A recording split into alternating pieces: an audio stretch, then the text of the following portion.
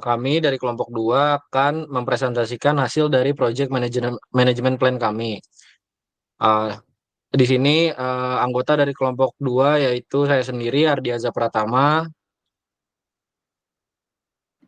Saya Muhammad Ryan Syakbani.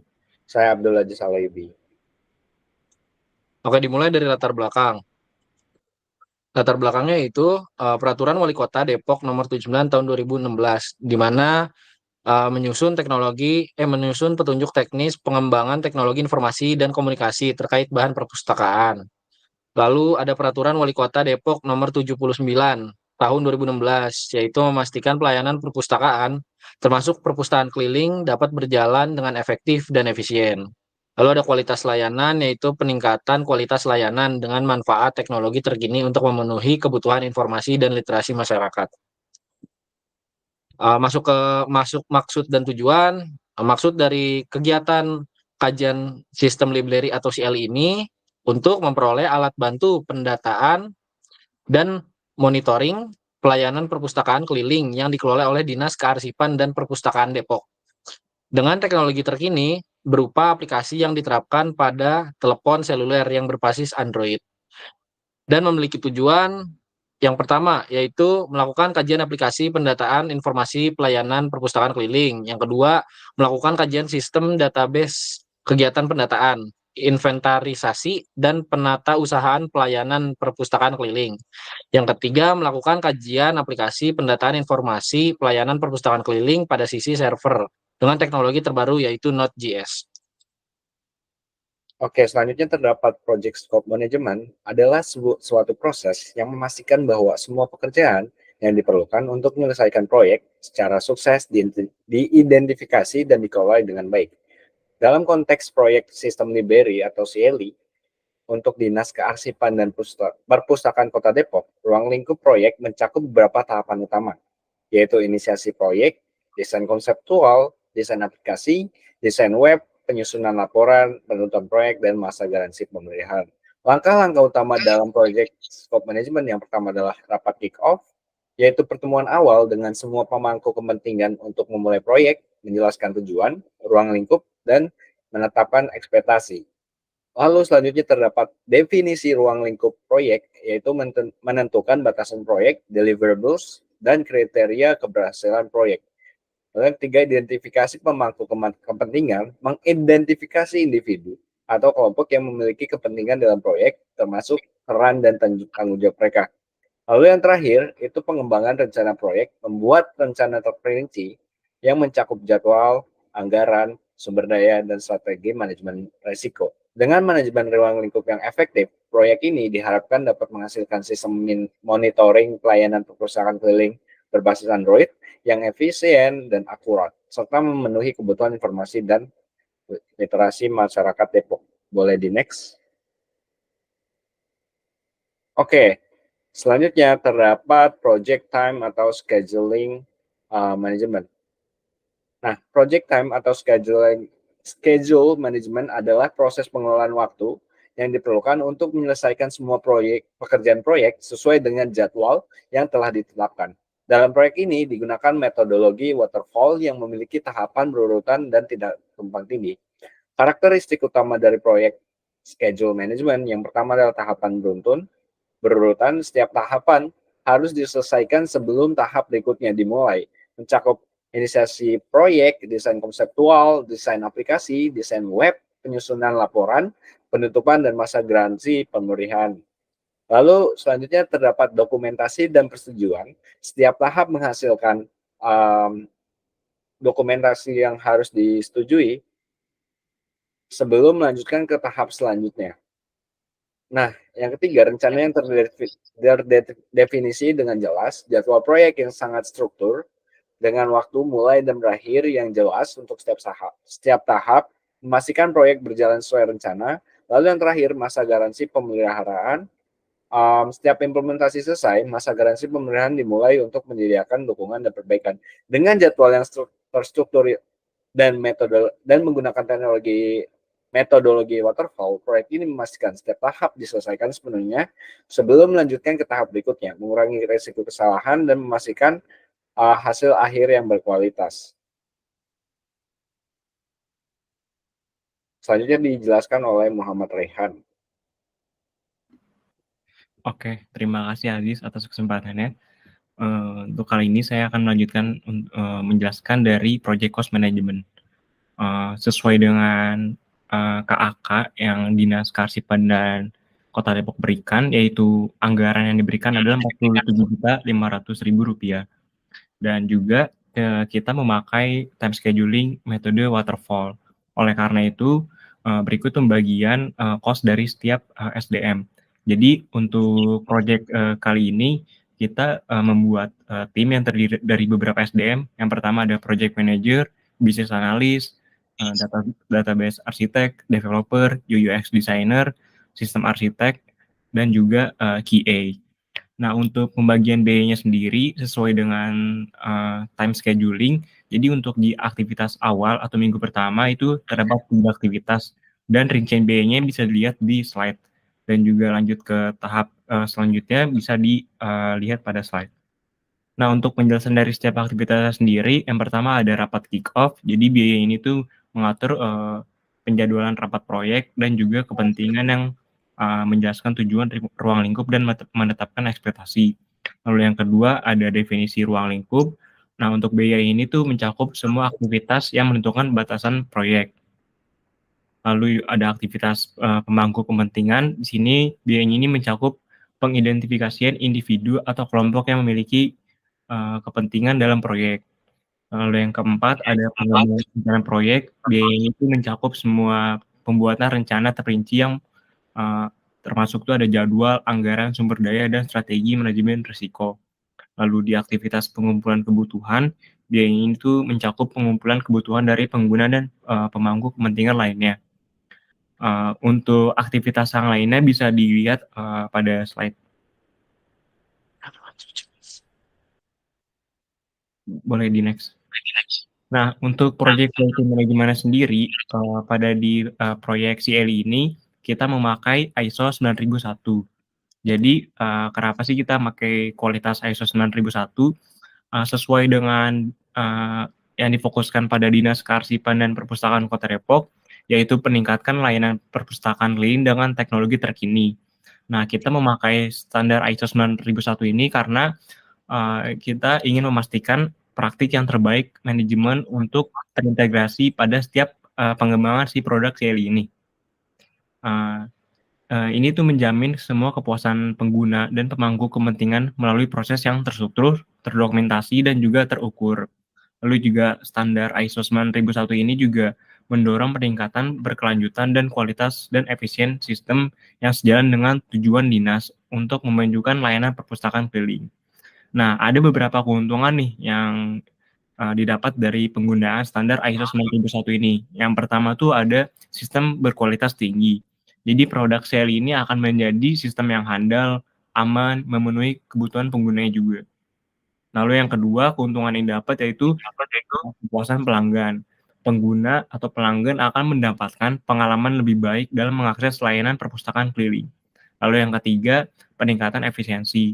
Perpustakaan operasionalnya akan menjadi lebih efisien dan juga menghemat biaya. Lalu yang terakhir ada reputasi positif. Dinas Kearsipan dan Perpustakaan Kota Depok dikenal sebagai penyedia layanan perpustakaan keliling yang profesional dan berkualitas yang akan dikenal oleh masyarakat. Nah, dengan mengadopsi standar ISO 9001 ini, produk CLI akan dipastikan menjadi sistem monitoring perpustakaan keliling yang unggul dan bermanfaat bagi para penggunanya. Hal ini juga menunjukkan komitmen dinas untuk kemajuan layanan perpustakaan keliling dan mewujudkan visi serta misi organisasi. Untuk selanjutnya akan dijelaskan oleh rekan saya.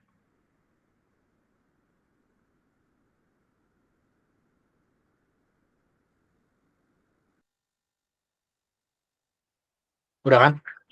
Anjing, mantep, Pak. Masih di record ya? Ya deh, ntar edit aja. Thank you ya. Minta si David ini apa namanya? TT. Apa mau sekalian ini juga ABP yang lain ABP. ntar gimana? Besok aja biar barengan. Oh, ABP barengan aja. Iya. Oke deh. Siap. Oke.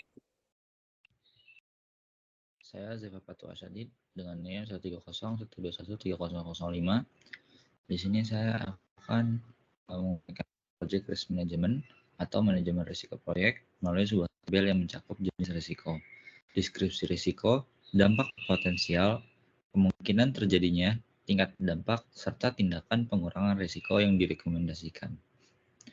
Risiko yang diidentifikasi termasuk keterlambatan pengembangan aplikasi, perubahan kebutuhan pengguna, kegagalan pengujian aplikasi, kegagalan integrasi antarmuka, dan kegagalan infrastruktur teknologi. Setiap risiko juga dilengkapi dengan detail seperti keterlambatan karena kendala teknis atau permintaan perubahan dari pengguna, dan langkah-langkah mitigasi seperti memperluas tim pengembangan, memiliki proses manajemen perubahan yang terstruktur, atau meningkatkan sumber daya untuk pengujian. Kemudian pada bagian bawah juga disajikan matriks risiko dengan indikator dampak dan juga probabilitasnya. Untuk risiko yang memiliki probabilitas sedang dan juga dampaknya sedang berjumlah 2, kemudian probabilitasnya rendah dan dampaknya tinggi 1, probabilitas sedang dan dampak tingginya 1, kemudian probabilitas tinggi dan dampak tingginya juga 1, yaitu keterlambatan pengembangan aplikasi. Kemudian dilanjutkan ke Project Procurement Management. Berikut ini daftar dokumen yang dibutuhkan untuk manajemen pengadaan proyek atau Project Procurement Management. Dokumen-dokumen tersebut mencakup surat keputusan rencana pengadaan, dokumen harga perkiraan sementara, rancangan anggaran biaya, timeline, kerangka acuan kerja, undangan vendor, surat penunjukan penyelenggara, jaminan pelaksanaan, kontrak, non-disclosure agreement atau NDA, dan undangan kick-off meeting. Setiap dokumen tersebut memiliki peran penting dalam memastikan proses pengadaan berjalan sesuai rencana dan mendukung keberhasilan proyek secara keseluruhan. Berikut ini rincian anggaran untuk pengembangan CLI. Terbagi menjadi 2 unit, yaitu biaya personil dan operasional.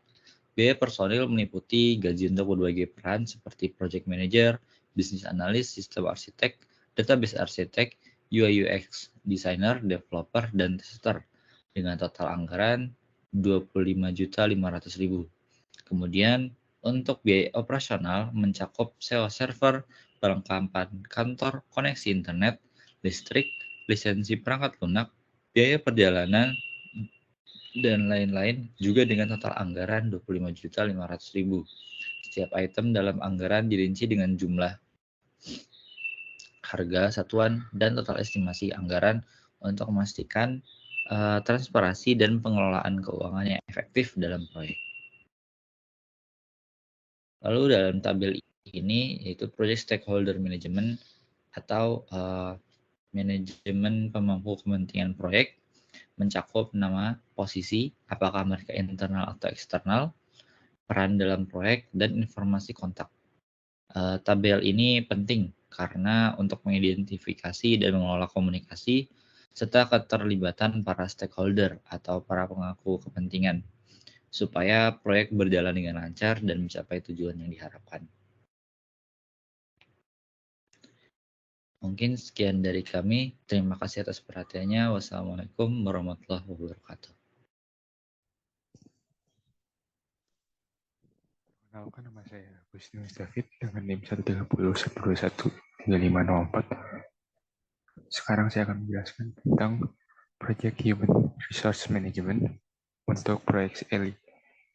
Proyek CLI memiliki beberapa requirement human resource yang meliputi satu ketua tim leader yang bertanggung jawab atas pengelolaan proyek. Tim leader ini memiliki pengalaman minimal 5 tahun. Untuk job desk-nya ada 7 poin yang disampaikan dalam KHK. Lalu kebutuhan kedua adalah tenaga ahli sistem informasi yang minimal berasal dari S1 sistem informasi atau teknik informatika atau teknik komputer. Lalu memiliki pengalaman kerja selama minimal 5 tahun dan minimal pengalaman 1 tahun dalam membuat laporan. lalu tenaga ahli database, di mana minimal berasal dari S1 Sistem Informasi, Teknik Informatika, atau Teknik Komputer, lalu memiliki pengalaman kerja selama minimal 5 tahun dan pengalaman minimal 1 tahun dalam membuat pekerjaan-pekerjaan studi, investigasi, atau pekerjaan-pekerjaan sejenis. Lalu dibutuhkan 2 tenaga tambahan yang berupa sekretaris atau administrasi, di mana minimal memiliki jenjang pendidikan SMA atau SMK, lalu mampu mengoperasikan komputer dengan baik, mampu berkomunikasi dan berkoordinasi dengan baik, dan mampu menyelesaikan tugas secara detail dan teliti. Lalu yang terakhir adalah operator komputer, di mana minimal memiliki pendidikan SMA atau SMK, mampu mengoperasikan komputer dengan baik, mampu memahami prinsip-prinsip UI UX design, lalu mampu menyelesaikan tugas secara detail dan teliti. Untuk communication ada tiga hal yang harus diketahui. Yang pertama adalah point of contact, yaitu pihak yang melakukan koordinasi terkait tempat pertemuan jika sewaktu-waktu diperlukan. Lalu person of charge, yaitu orang yang bertanggung jawab pada masing-masing pihak, dapat berasal dari ketua tim pada level teknis dan direksi pada tingkat kebijakan. Person in charge ini dapat dikuasakan pada perwakilan jika diberi kekuasaan. Lalu media komunikasi. Media komunikasi ini untuk melakukan koordinasi dan sosialisasi sesuai dengan kebutuhan dan ketersediaan. Dapat berupa telepon, text messaging, email, maupun messenger. Dari tim kami ada 5 orang yang dapat dihubungi, yaitu saya dengan telepon sebagai berikut, lalu dengan jabatan sebagai berikut, dan ada 4 teman saya lainnya. Dan untuk Dinas Kearsipan dan Keperpustakaan Kota Depok, ada 4 person yang dapat dihubungi sebagai berikut.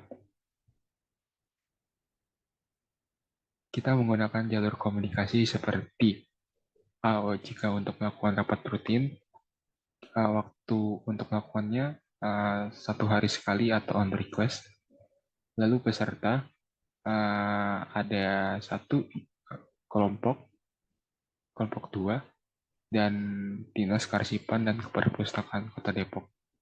Lalu untuk grup diskusi, media yang digunakan adalah WhatsApp dan Discord, di mana pesertanya adalah seluruh stakeholder. Dan untuk online progress yang digunakan ada email, Trello, dan GitHub. Yang dari saya akan dilanjutkan oleh teman saya. Terima kasih.